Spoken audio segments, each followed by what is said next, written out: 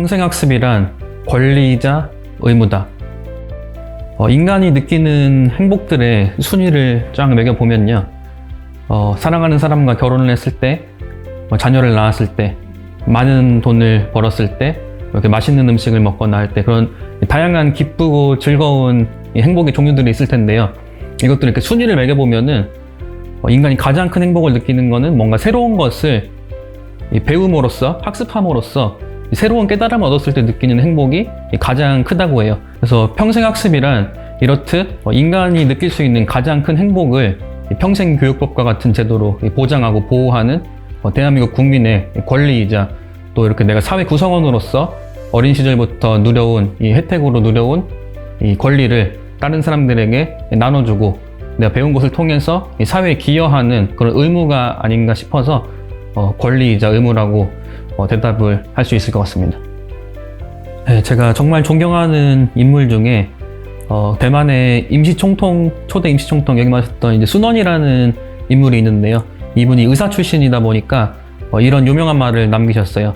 소의 치병, 중의 치인, 대의 치국이라고 해서 소의 치병, 작은 의사는 병을 고치고 중의 치인, 중간 의사는 사람을 고치고 대의 치국, 큰 의사는 나라와 사회를 고친다. 해서 저 같은 경우도 질문을 주신 것처럼 이제 학부 때는 동양의학을 공부하고 대학원에서는 서양의학을 공부하고 있지만 실제 환자들을 진료하다 보면은 이렇게 의학 지식으로 이렇게 단순히 치료만 해서는 부족하다는 한계를 많이 느끼거든요.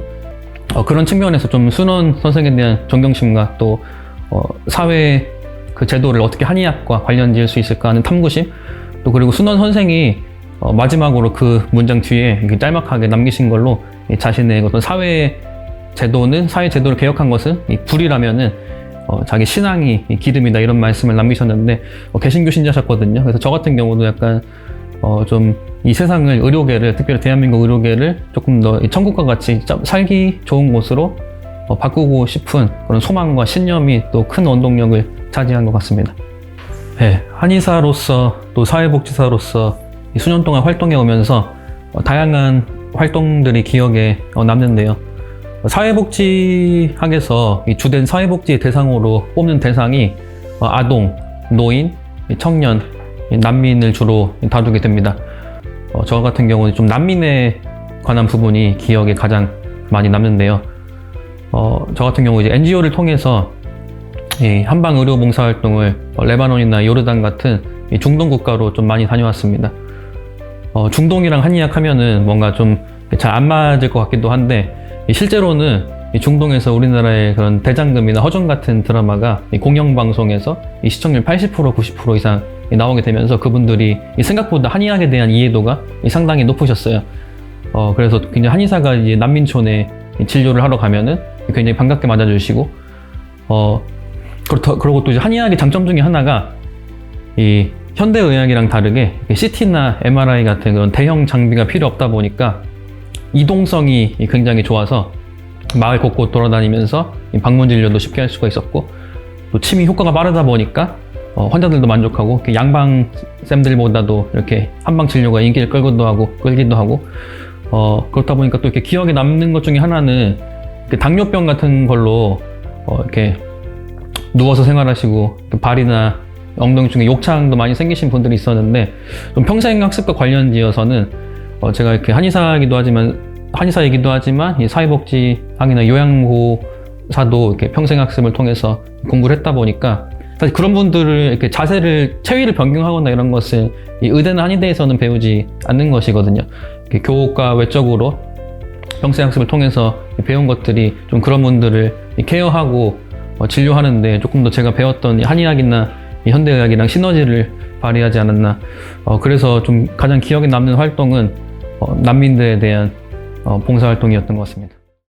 우리 나주 씨가 지향하는 평생학습은 시민 누구나 자기가 원하는 학습을 통해서 자기 스스로 더 성장하고 또 배우는 과정을 통해서 만족감도 느끼고 그러면서도 그 배우는 내용을 가지고 본인한테만 한정하지 않고 또 지역사회에 확산함으로써 배움이 일상적인 생활이 되는 그렇게 함으로써 이렇게 건강하고 또 행복한 도시가 되는 것이다, 이렇게 생각을 합니다.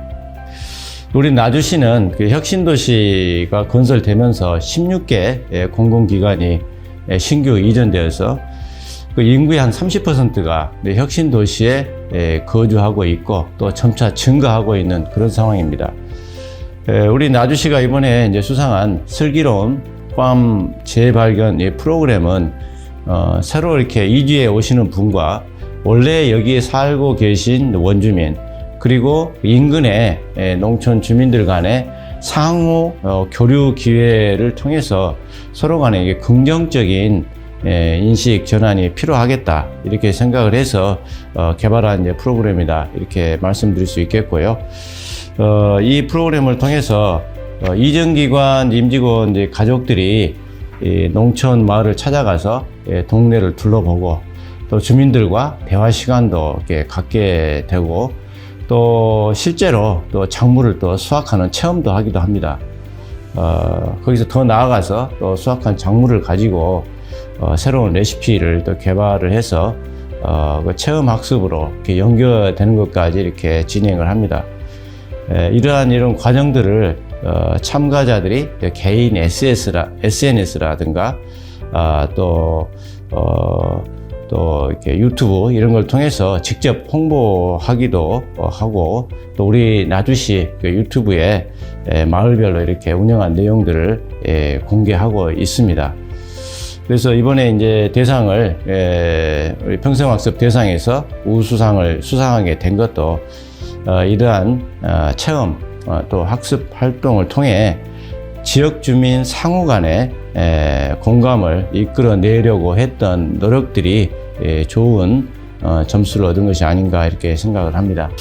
나주시 평생교육은 시민 누구나 배울 수 있는 기회를 제공하는 것이다, 이렇게 할 수 있겠고요. 배움의 어떤 범위, 학습 범위도 전통적인 어떤 자격이나 기술 습득 이것을 넘어서 저희는 문화, 예술, 체육 활동까지를 망라하려고 합니다. 그래서 저희가 이제 이름을 붙인 게 나주의 배움 바우처 사업이라고 이렇게 했고요.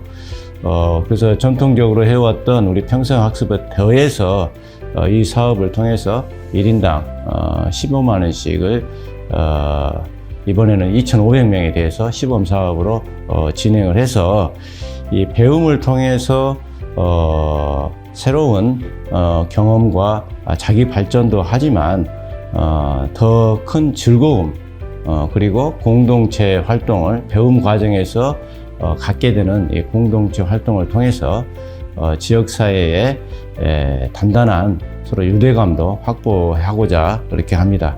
그래서 저희 나주의 목표는 누구든지 배우고자 하는 열망이 있다면 항상 평생 교육, 평생 학습으로 우리 시민들과 함께 하고자 합니다. 평생 학습은 과거에는 여러 가지 사정 때문에 학습의 기회를 얻지 못하신 분들, 적절한 나이에 그런 분들에게 학습의 기회를 제공하는 그런 프로그램이 이제 위주였는데요. 오늘날 평생 학습이라고 하는 것은 아주 필수적인 어떤 요소라고 얘기할 수 있을 것 같습니다.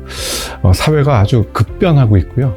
급변하다 보니까 사회에서 요구하는 여러 가지 지식들이 한 가지로 정해지지 않고 여러 가지로 변하게 되어 있습니다. 어떤 리포트에 보면 오늘날 지금 청년들은 앞으로 3가지 정도의 직업을 가질 거라고 얘기하고 전문성도 3가지 정도를 갖춰야 된다고 그렇게 얘기하거든요. 그 정도로 사회가 변하고 있는 상황에서 평생 학습이라고 하는 것은 어떤 선택이 아니라 필수적인 것이다, 그렇게 얘기할 수 있고요. 이 평생 학습 기관을 통해서 여러 사람들이 누구나 그런 어떤 전문성과 교양을 기를 수 있어야 한다고 그렇게 생각합니다. 네, 저희 미래인재교육원은 항상 지역사회에 봉사하려는 어떤 열망을 가지고 있습니다. 저희는 성동구와 협력을 해서 이런 일을 해나가고 있는데요. 2009년부터 성동한양 평생대학이라는 프로그램을 운영하고 있고요. 초창기에는 이 지역의 어떤 역사, 문화를 소개하는 그런 강좌를 중심으로 교육 프로그램을 운영했었는데요. 최근에는 뮤지컬 감상학이라든가 건축 인문학 같은 지역 주민들이 원하는 어떤 과목들을 개설해서 이렇게 서비스를 제공하고 있습니다. 그리고 저희는 그 관내에 여러 그 평생 교육기관들이 있는데요. 저희 주도로 네트워크를 형성해서 서로 이렇게 제공하는 교육 내용이 겹치지 않도록 서로 조정하고 또 잘하는 부분을 서로 이렇게 양보해 가면서 지역 주민들에게 도움이 되는 것이 어떤 것인지 고민하면서 교육 프로그램을 설정하고 있습니다. 저희 한양대학교 미래인재교육원의 최고의 장점은 정말 훌륭한 인적 인프라가 있다는 점입니다.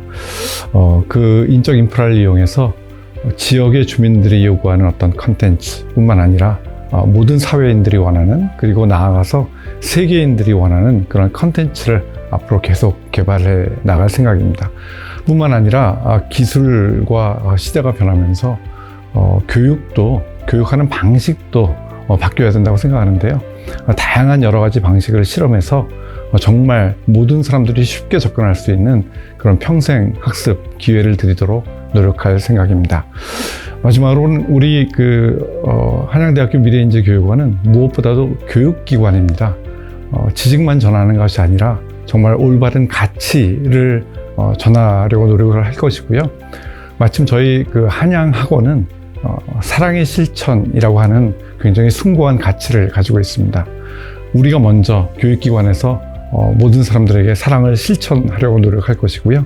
이 사랑의 실천이라는 가치를 저희 그 교육원에 오시는 모든 분들에게 널리 전하고자 합니다.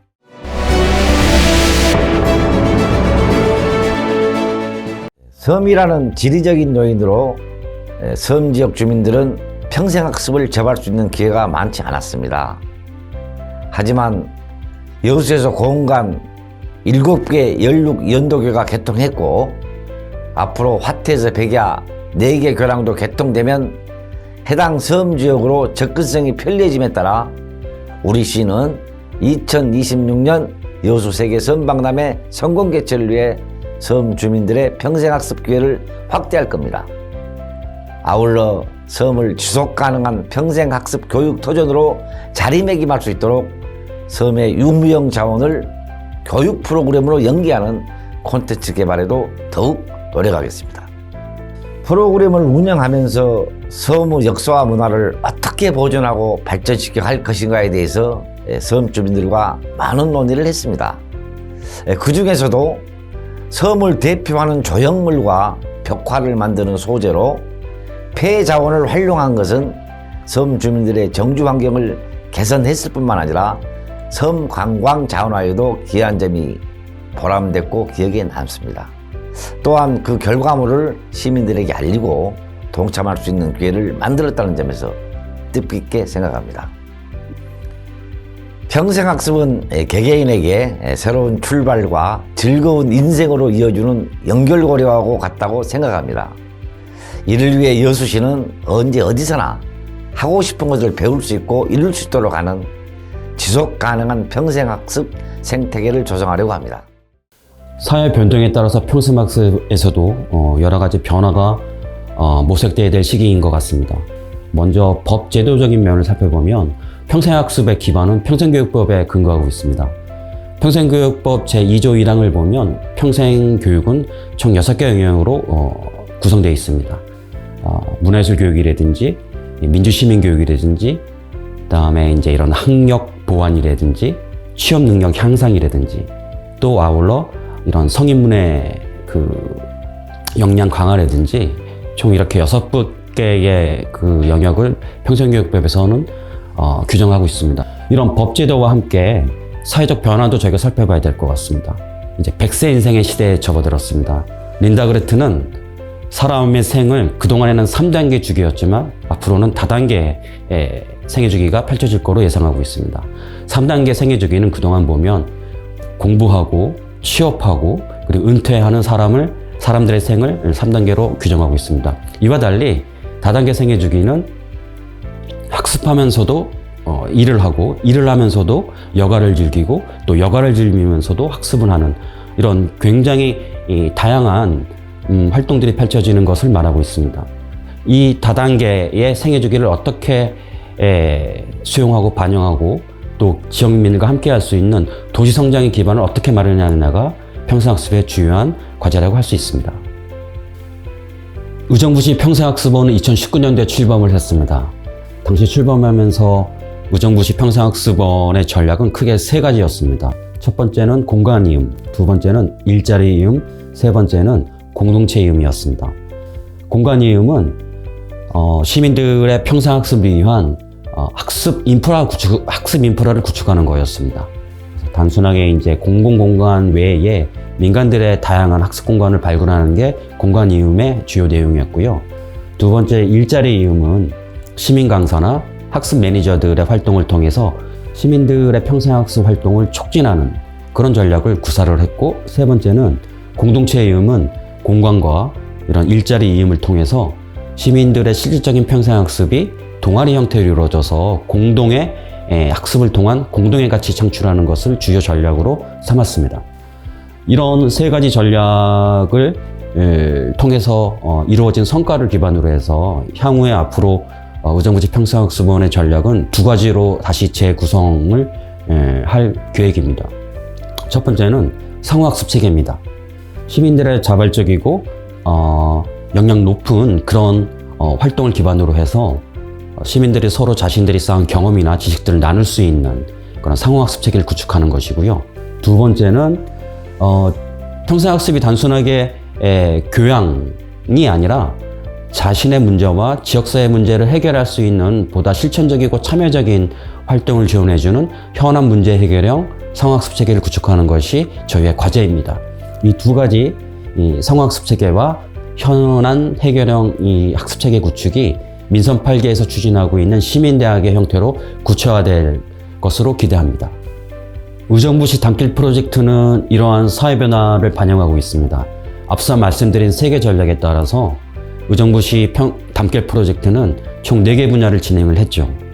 담길 공작소, 담길 어학당, 담길 뮤직숍, 담길 스포츠, 이렇게 4개 분야로 구성을 해서 진행을 했습니다. 결과적으로 보면 저희가 총 31개의 이제 학습 공간을 제가 발굴을 했고요. 147개 프로그램을 저희가 진행을 했고, 그 다음에 저희가 한 6,500여 명의 시민 참여자들이 이 담길 프로젝트에 참여를 했습니다. 이런 활동을 통해서 시민들의 개인의 학습 역량과 의정부시 발전을 위한 중요한 그 역량들을 담길 프로젝트가 지원을 했고, 또 그런 성과가 있었다고 저희가 자평할 수 있을 것 같습니다. 평생교육은 우리 장애인들도 요람에서 무덤까지, 비장애인들도 마찬가지겠지만 우리 장애인들은 특히 더 보살핌이 있어야 되고 꾸준한 지속력이 있는 그런 평생교육이 필요합니다. 한 아이를 교육을 하려면 온 동네가 도와줘야 한다고 하듯이 특히 우리 장애인들은 더 많은 손길과 더 많은 마음이 필요합니다. 그것이 우리 평생교육이 가는 길입니다. 네, 사단법인 반딧불이는요, 장애인과 비장애인이 함께 문화활동하고 사회 적응 교육을 하는 장애인 평생교육 시설입니다. 저희 사단법인 반딧불이는 문화와 학습, 그리고 교육, 그 다음에 나눔을 통해서 지역사회에 같이 어울려 사는 그런 사단법인 반딧불이입니다. 네, 저희는 내년이면 20주년입니다. 반딧불이 생긴 지가 벌써 20년이 흘렀어요. 내년에는 좀 더 우리 직원들과 우리 아이들과 저와 정말 내년에 더 신나는 현장을 만들려고 우리 노력할 겁니다. 20년 전에 저 혼자 시작을 했을 때만 해도 하면 된다, 해보자, 할 수 있다 계속 저한테 체면을 걸고 했거든요. 이제 내년이면 20주년이기 때문에 우리 직원들과 우리 아이들과 저와 같이 함께하면 더 잘할 수 있을 것 같습니다. 더 잘할 것이고요. 그래서 내년에 저희 슬로건은 Yes, we can입니다. 우리는 할 수 있다. 앞으로의 어떤 미래가 그려질지는 모르지만 정말 생각만 해도 열정이 막 생겨납니다. 내년에 저희 반딧불이와 함께 기대해 주시겠어요?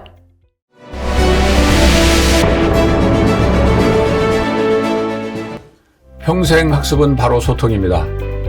학습이라는 매개체로 시민 누구나 언제 어디서나 함께 소통하고 공감하는 것, 이것이 평생 학습의 가장 큰 즐거움일 것이라고 생각합니다. 배움에는 끝이 없으며 늦었다고 생각할 때가 가장 빠른 순간입니다. 평생 학습을 통해 하남 시민 누구나 배움터에 대한 열정을 가지고 끊임없이 도전하고 성장할 수 있는 삶의 원동력을 찾아 나아가시길 기대합니다. 하남시는 신도시 개발과 함께 도시가 확장되고 인구가 급격히 증가하고 있는 곳입니다. 대한민국 평생학습 대상 수상에 큰 역할을 해준 A, B, C 하나명 평생학습은 도시 전체의 평생학습 체계를 재구성하여 미래의 평생학습이 나아갈 방향을 제시한 새로운 모델입니다. 단순히 프로그램 운영에만 그친 것이 아니라 시 전반적인 학습 현황을 분석하고 현장의 목소리를 적극 반영하여 시민 참여형 컨설팅과 프로그램을 제공하는 사업입니다. 우리의 문제는 현장에 답이 있다라는 구호를 내걸고 찾아가는 학습 컨설팅과 전국 최초로 칸막이 없는 부서 간 협업사업, 권역별 평생학습센터 지정 운영 등의 방향성을 제시하였습니다.